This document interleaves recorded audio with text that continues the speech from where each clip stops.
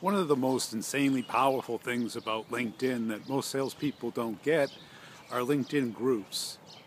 Now, most people misunderstand this is a place to meet and talk and everything. And that's what it's intended for. But very rarely is it used that way.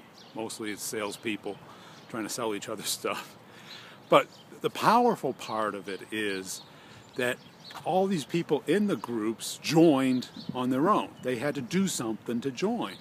And if the group is about what you sell, they have opted in. They have decided that this is a good thing to do. So they've done it. So if you're selling something, go find the 50 top LinkedIn groups that match what you do.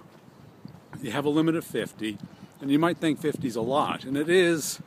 But when you think about, what schools would they have gone to? What area do they live in? What are all the interests around their profession? And you don't have to join the discussions, but you can search the group and you can send them emails directly, even if you don't know their email. It's a really powerful thing. Check it out, LinkedIn group.